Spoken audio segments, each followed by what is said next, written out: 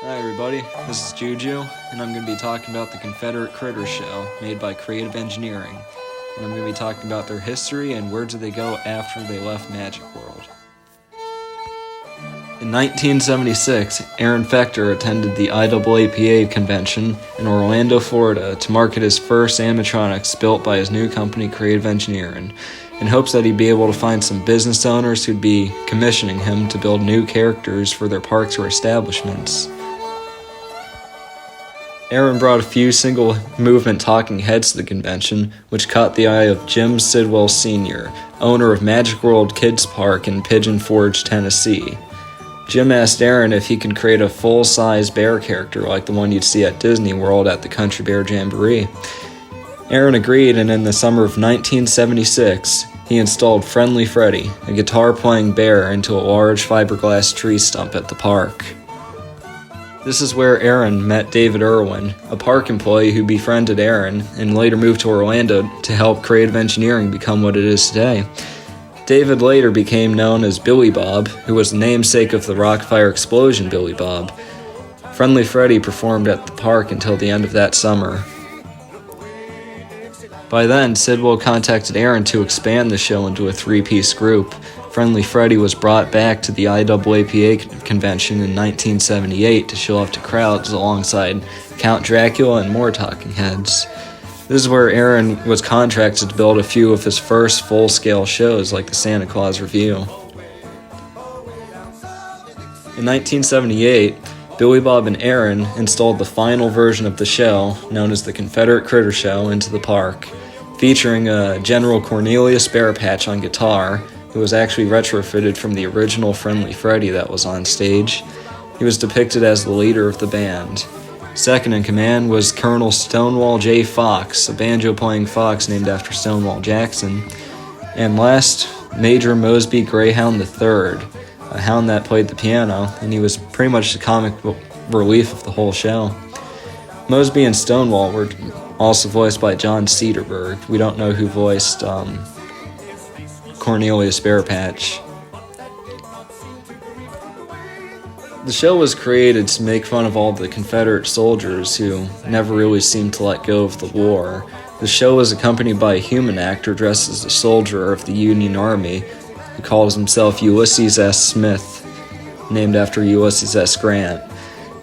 He got heckled by the other characters for being a Yankee. And the trio sang songs about the South rising again, moonshine whiskey, Mountain Dew, heartbreak, and hunting woman, if you'll believe that. The show was perched on a large tree stump in the park. It was constantly exposed to the weather and the air on the outside, and it never got much maintenance done on it, so the show's condition by the end of its run in 1996 was in horrible shape. In 1996, Magic World had to close its doors and make way for Professor Hacker's Lost Treasure Golf.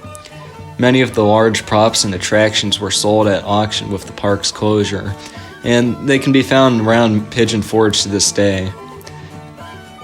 Until recently, we had no idea where the Confederate critters went. Some suspected they were destroyed with the closure. Some believe they were in storage owned by the Sidwell family, along with other props. And recently there's been speculation that they were in a ski resort in Japan, which actually turned out to be a band known as Daniel and the Dixie Diggers. But with 7 years of research, and with help of my friend Tabitha Griffin, we have finally discovered what happened to this show. In 1996, a man named Charles Moore attended Magic World auction, looking for attractions he can feature in his new business called Celebrity Golf. He was friends with Sonny Thrower, the general manager of Magic World, and at the time he purchased the Confederate Critters show. The auction did not include the compressor, but it was thrown in anyways, and that got some people in trouble actually. So the trio made it to Celebrity Golf for 1997.